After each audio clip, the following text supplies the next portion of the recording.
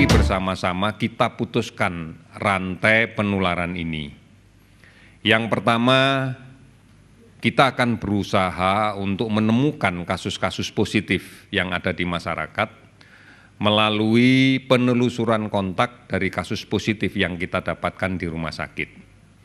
Kita akan melaksanakan pemeriksaan cepat dengan rapid test yang tujuannya adalah untuk melaksanakan screening, penapisan di kelompok-kelompok yang memiliki risiko tertular dengan pasien positif yang kita rawat di rumah sakit.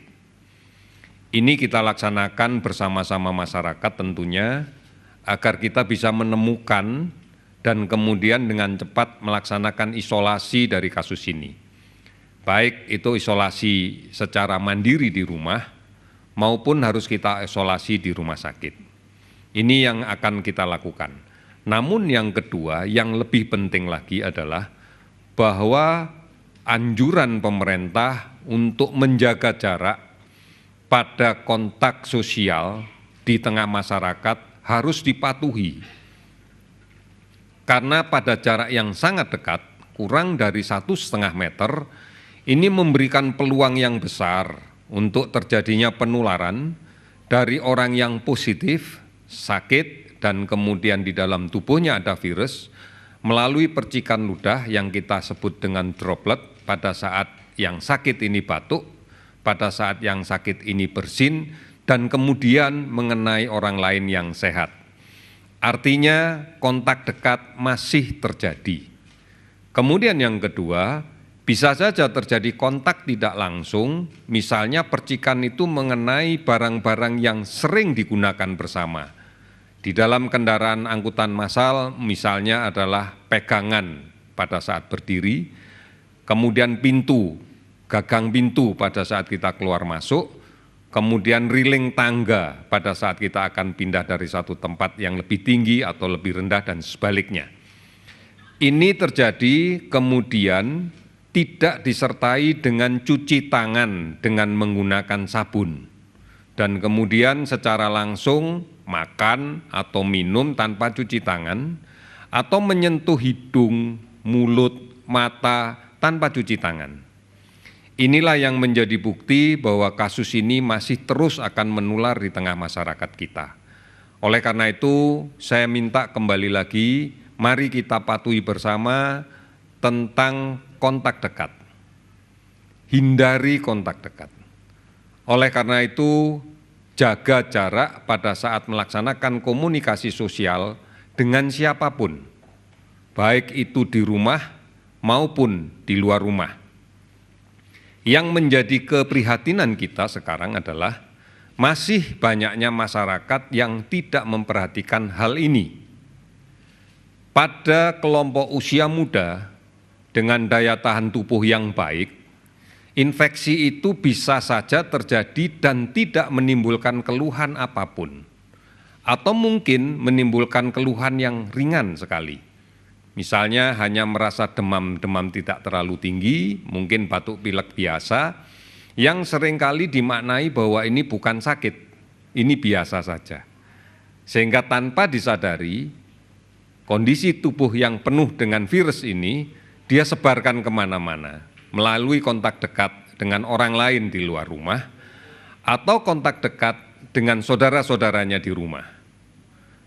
Apabila ini mengenai kelompok-kelompok yang rentan, baik karena usia tua atau karena ada penyakit yang mendahului, maka dampak yang muncul tentunya akan menjadi serius, tidak seperti yang terjadi pada anak muda atau usia muda yang memiliki daya tahan tubuh yang baik. Inilah yang kemudian menyebabkan menjadi sakit dengan gambaran sakit sedang sampai dengan sakit berat yang harus dirawat di rumah sakit. Oleh karena itu sekali lagi, mari kita sama-sama memiliki kesepahaman untuk melindungi yang sakit.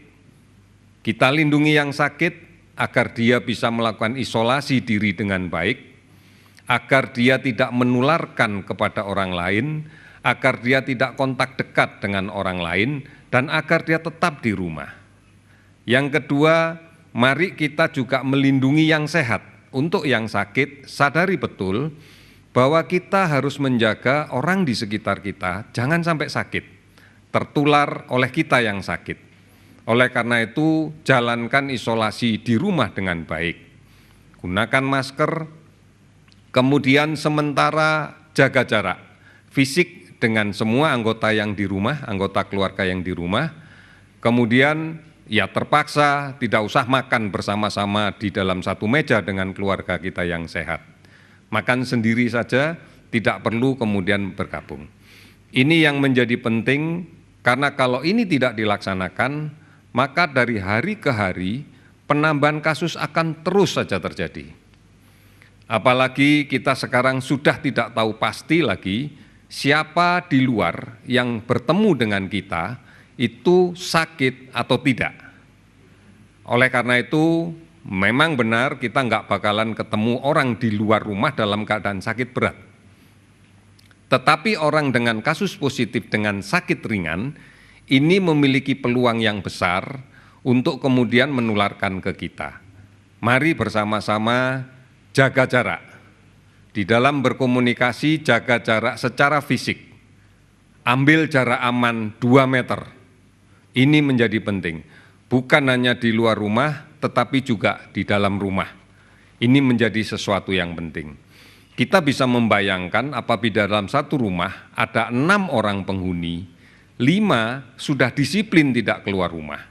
Tapi 1 yang sering keluar rumah dan kebetulan kondisi fisiknya bagus, terinfeksi di luar dan kemudian membawa virus ke rumah, maka tidak aman untuk penghuni yang lain manakala kemudian jarak tidak kita atur lebih dari 2 meter.